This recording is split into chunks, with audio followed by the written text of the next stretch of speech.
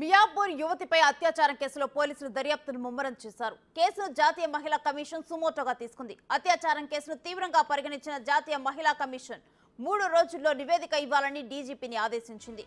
ఇప్పటికే సైబరాబాద్ కమిషనరేట్ భరోసా సెంటర్లో బాధిత యువతి స్టేట్మెంట్ రికార్డు చేశారు.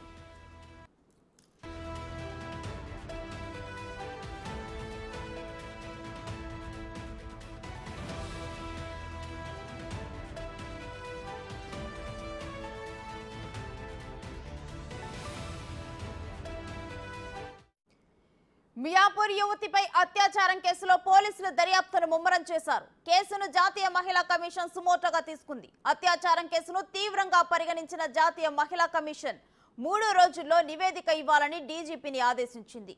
ఇప్పటికే సైబరాబాద్ కమిషనరేట్ భరోసా సెంటర్లో బాధిత యువతి స్టేట్మెంట్ రికార్డును నమోదు చేశారు.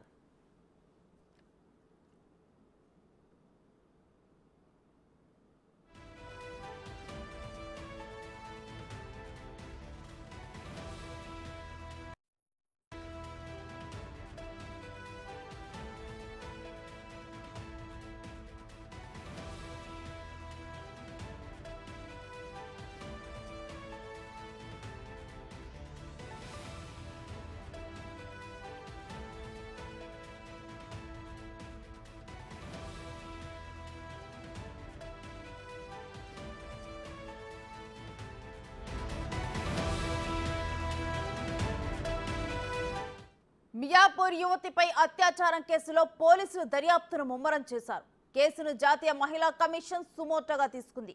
అత్యాచారం కేసును తీవ్రంగా పరిగణించిన జాతీయ మహిళా కమిషన్ 3 రోజుల్లో దీనికి సంబంధించి నివేదిక ఇవ్వాలని డీజీపీని ఆదేశించింది. సైబరాబాద్ కమిషనరేట్ భరోసా సెంటర్లో బాధిత యువతి స్టేట్మెంట్ ను రికార్డు చేశారు.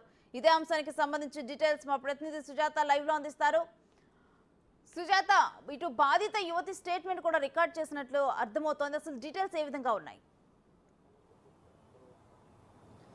శ్రేణు, ఎందుకంటే నిన్నటి నుంచి కూడా ఈ కేసుకి సంబంధించి అటు పోలీసులు అయితే దర్యాప్తుని ముమ్మరం చేశారనే చెప్పుకోవచ్చు. ఒక మహిళ ఉద్యోగం కోసం తమ సొంత గ్రామాన్ని కాదనుకొని బతుకు తెరువు కోసం వచ్చినటువంటి మహిళపై అత్యంత కిరాతకంగా తనని కొడుతూ మరోవైపు చిత్రహింసలు పెడుతూ అత్యాచారానికి గురి చేసినటువంటి ఘటన ఇప్పుడు అందరినీ కూడా కలిచివేస్తుంది. మరోవైపు ఇటు పోలీసులు తమ స్టేట్మెంట్ని పూర్తి స్థాయిలో ఆ మహిళకి సంబంధించినటువంటి స్టేట్మెంట్ని రికార్డ్ చేశారు. మరోవైపు జాతీయ మహిళా కమిషన్ కూడా స్పందించారు.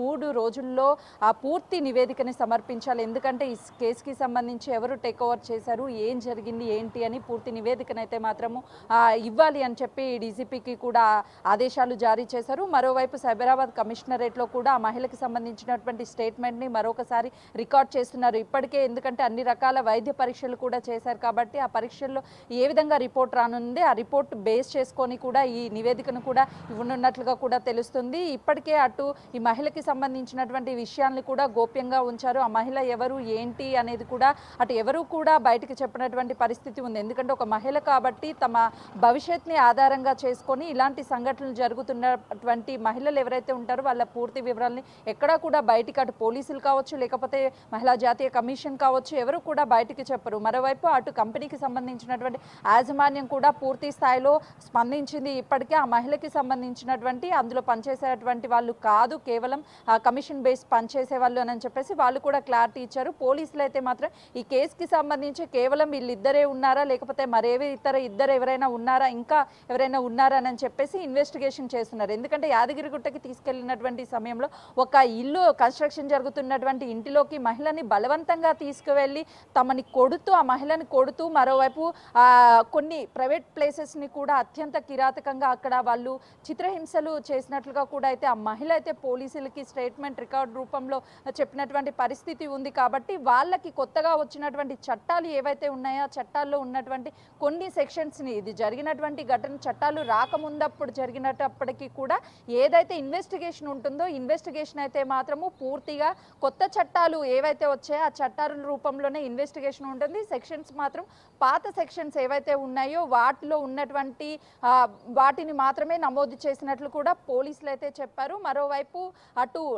ఈ కేసుకి సంబంధించి పోలీసులు కూడా సీరియస్గా తీసుకున్నారు. ఎందుకంటే డీజీపీకి ఆదేశాలు జారీ చేయడంతో ఈ కేసుకి సంబంధించి అటు మహిళా కమిషన్ కూడా చాలా సుమోటుగా తీసుకుంది. ఈ తెలంగాణ రాష్ట్రంలో ప్రత్యేకించి హైదరాబాద్ ప్రాంతంలో ఎవరైతే మహిళలు ఉద్యోగాల కోసం వస్తారో వాళ్ళ మీద రీసెంట్గా చూస్తే ఈ అత్యాచారాలు అనేది ఎక్కువగా జరుగుతున్నటువంటి ఘటన ఉంది. మరోవైపు చిన్న పిల్లలు ఎవరైతే ఉంటారో ఆ చిన్న పిల్లల మీద కూడా ఇలాంటి ఘటనలు తరచూ జరుగుతుండడంతో కొంతమేరకు ఈ కేసుని సీరియస్గా తీసుకున్నటువంటి పరిస్థితి మనకు కనిపిస్తుంది.